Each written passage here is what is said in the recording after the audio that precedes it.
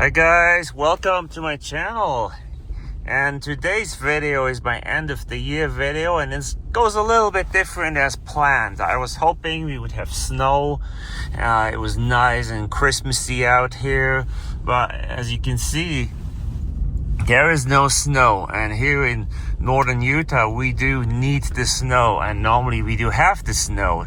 There's a reason we will have the Winter Olympics here for the second time. So but we can't change climate, so there is no snow right now, and this year will for sure be a green Christmas.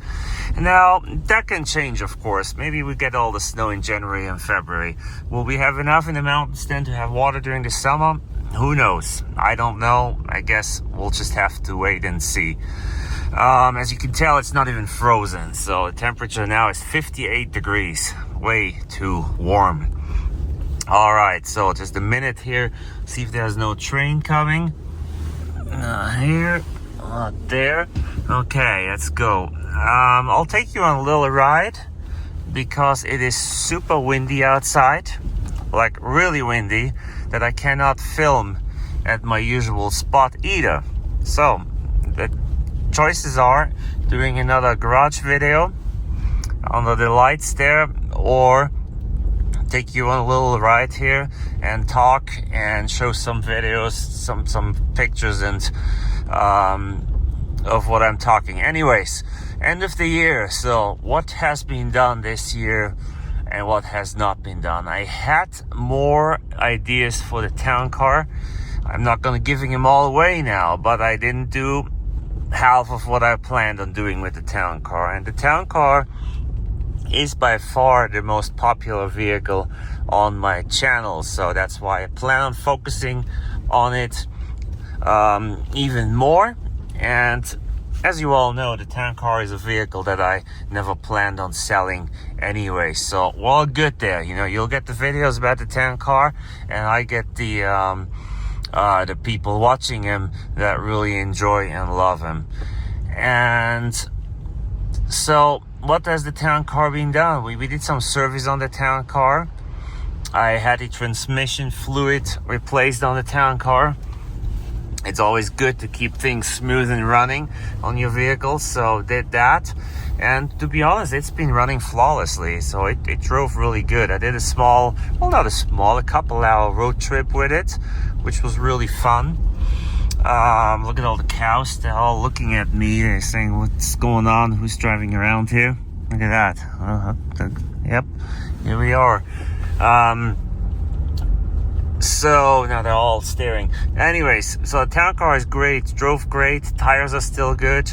They're Goodyear Assurance tires. Everything is good with the town car. Will there be more with the town car? Yeah, we'll do some more stuff with the town car the coming year, 2026 now.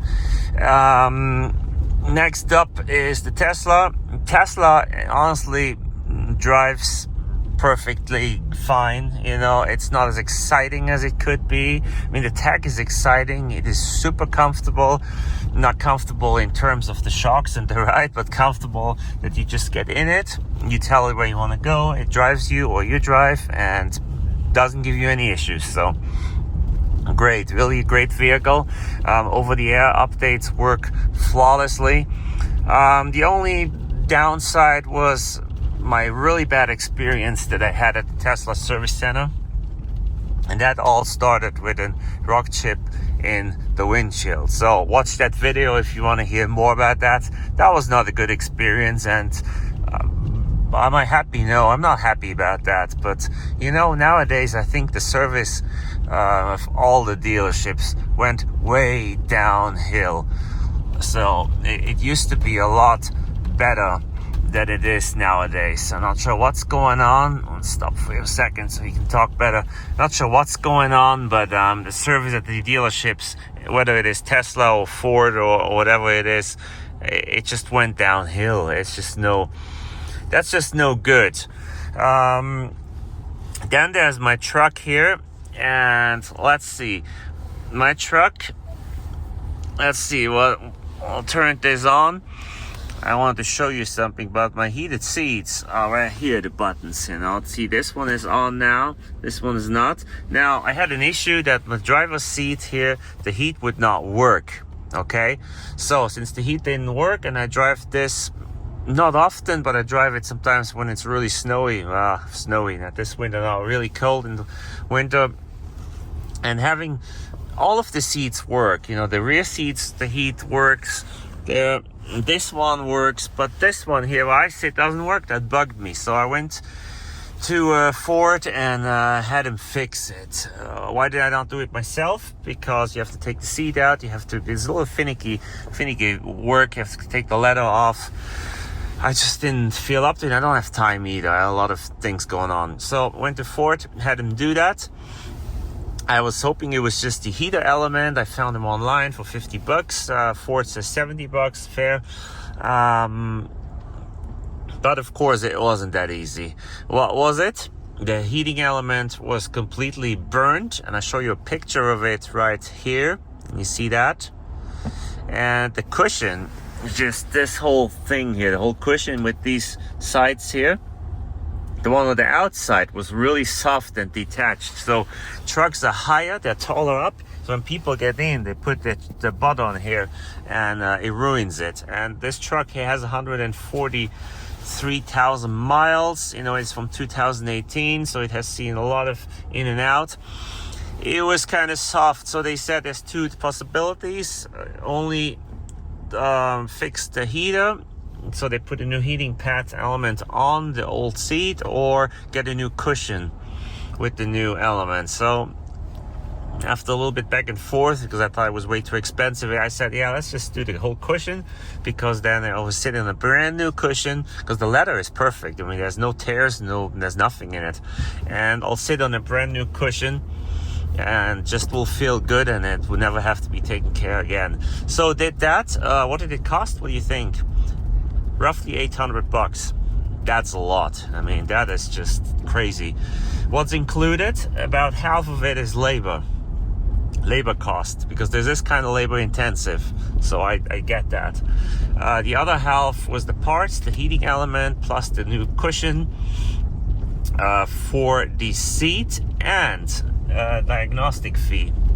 So because they diagnosed to find out why it's not working, they take the seat out. I don't know what they do to diagnose it, but it costs too. So it is kind of a bad deal, but what do you do if you like your car? You know, you just end up doing it, I guess.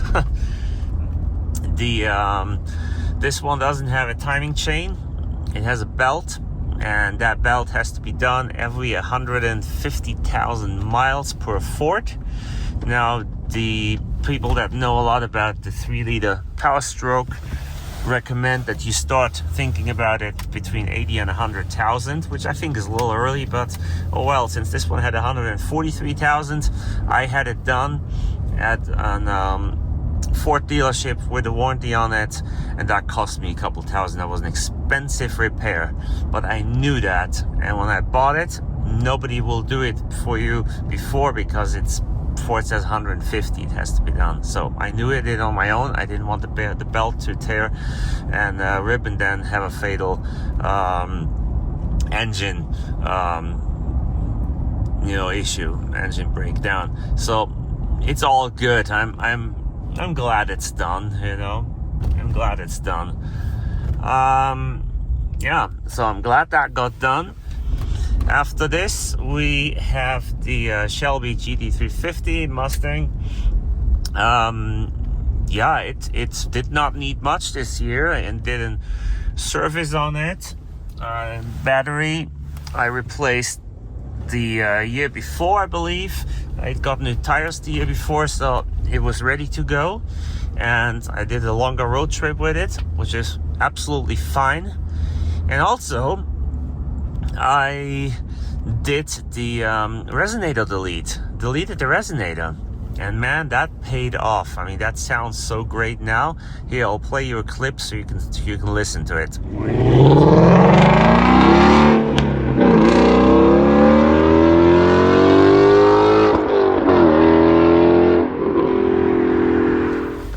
Then we'll go go to the Ford Explorer. That's probably the car that caused a lot of grief this year. I mean, it's been great for the 5 years we owned it. I bought it in 2019 in October or November.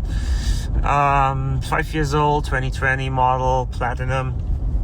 But now it really had some issues. It's leaking from a seal by the transfer case, but it's not the transfer case, it's that shaft that goes in. Can't remember the name. It had the CV axles completely blown. They were leaking on both sides. It has the rear shocks that are starting to leak. And it has, now listen to this, it has 2 heated seats that are not working. So I had an estimate for that, and it's roughly $6,000 to fix it all. That's insane. That's from a Ford dealership. We did the CV axles, since that's really important, and I have a video on that if you want to look at it. And the rest is not done yet. When I say it's leaking somewhere sealed by a shaft, I mean it's not leaking on the ground, but it definitely is wet. So it has to be done this coming year. What will be done first? Not sure, and where? Not sure either. I'll go around and ask for some estimates, and I'll go with the best estimate, with the best bid that I get. I think that would be the smartest thing to do, since I don't have that much money to just spend all the time, you know. So, and even if you have that much money you do spend, you need to be wise with how you spend it and where you spend it. So always think about that when you think about doing repairs or spending money. Always think about what you want to do and how you want to spend it. Same with buying, you know. It's easy, you could say, well, I can buy me a brand new truck, you know, but then you have to pay for many years on your brand new truck. Is that worth it? You'll have to know. If you make a lot of money, you can probably deal with it. If you don't, I would think about that, you know. We all learn from our mistakes, and so the older you get, the more you think about those kind of problems that could happen. Okay. Wish you a Merry Christmas. Thank you for your support. And thanks for always commenting and being here on my channel. No matter if you like Tesla or the town car or the diesel truck, you're all welcome. I don't judge anyone, you know. I'm good with anyone who wants to watch my channel. I'm good with people telling me what they don't like about it. It's all fine, you know. We all have our free speech. We can all say whatever we want. Although what we can't do is offend people or get rude or use bad language. So that's just no good, and I don't like that on my channel. Now, very honest, very rarely do I have to delete a comment. I mean, that does not happen very often. I can't even remember what happened, so that does not happen very often. Questions that are coming in sometimes: how do my subscribers raise? I don't know, you know. It just happens by itself. I'm honest with you. I'm not happy that I don't get more comments or more views on some videos, but that's just life on YouTube. That's how it is. The algorithm isn't always nice, and who knows how it works. So that's just how things go. I'm okay though with the channel. I think it works pretty well, and I'm glad people love the videos, and the town car videos especially. I always put a lot of effort in them, believe it or not. I do it the best I can. It's just me in my spare time, and I don't have that much of it. So I don't have much camera equipment. I don't ask for donations. I don't get money from anyone. So everyone's welcome to give me something if you want to, but I don't necessarily do that. Do I earn a lot of money with the channel? No, I don't. The highest I have ever gotten in a month, I mean, it's okay to be transparent, was $172, I think. So it was the most I ever got for 1 month of videos, and that was a month I did more videos than usual, so the views went up and the revenue went up as well. Most of the revenue doesn't go to the YouTube, you know, it goes to YouTube and whoever plays the advertisements, and that's just how that is. So definitely not doing it for money. No, I'm not doing it for money or fame. I'm just doing it as a hobby, and because I like working, filming videos and putting them online. It's just something I enjoy doing. Alright guys, I apologize that this video might not be the most interesting, and we're just driving around, but honestly, with the wind being that strong, it's probably the best I could do right now. Okay guys, wish you a Merry Christmas. Thanks for your support. Come back soon. I'll take a little break, a week, maybe 10 days, and I'll be back. All right, so hang in there wherever you are. Maybe in the comments let me know where you live and if you have snow this year. Wish you all the best.